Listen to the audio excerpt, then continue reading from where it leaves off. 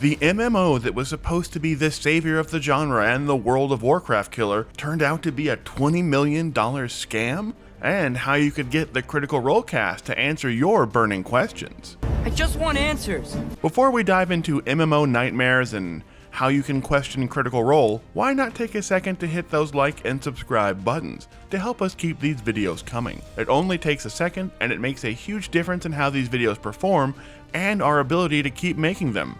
And then, let's talk some MMO drama. Ashes of Creation was supposed to be the future of massively multiplayer online games, the savior of a seemingly cursed video game genre that has been dominated by World of Warcraft for around 2 decades. A game made by a fan for fans that was supposed to revitalize the entire MMO landscape, which had seen failure after failure in the last 10 years. But just weeks after finally hitting early access on Steam and generating around $16 million of sales, the architect behind the game's creation has suddenly left the studio behind the game, who is reportedly also shutting down completely, and Steam has now quietly pulled the MMO from their list of games for sale. Ashes of Creation players are left stunned, furious, and wondering if they've been scammed, as the early access version of the game, which launched to overwhelmingly negative reviews missing most of the key features promised by the creator of the game, has apparently shut down basically 50 days after early access began. This is after collecting over $3 million on Kickstarter and around $16 million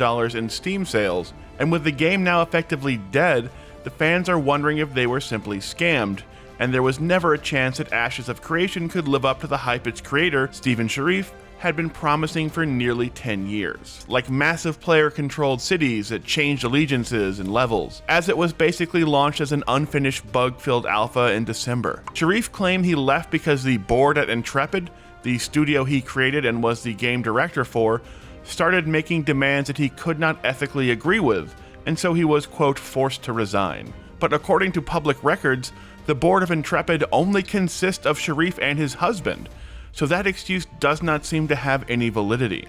Fans now assume that in order to prevent having to pay any refunds, Sharif simply launched the wildly unfinished game early to avoid having to pay the refunds out since he's technically launched the game, and made as many Steam sales as he possibly could before cutting bait and abandoning the game in its unfinished state along with all of his employees, who were seemingly blindsided by his departure and the alleged shuttering of the studio as well. So was the great hope of the MMO world and the potential World of Warcraft killer actually a scam this entire time? It's starting to look more and more like, sadly, that may have been the case. Son of a bitch! In much lighter news, Popverse has announced their members will be allowed to submit questions ahead of time for the huge panels being held at Emerald City Comic-Con, including the one featuring the Critical Role cast themselves. Not only will Popverse members have a chance to ask the questions featured in the big on-stage panels, but there will also be over 15 backstage interviews with the participants, where some of the questions not used in the moderated panels will be asked directly to the stars themselves.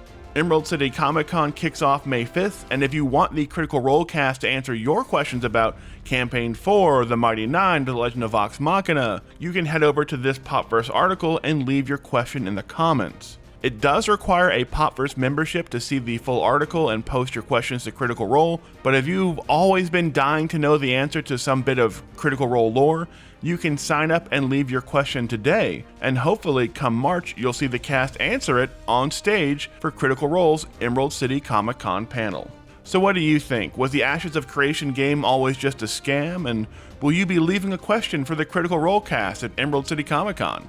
Let us know down in the comments, and don't forget to hit those like and subscribe buttons.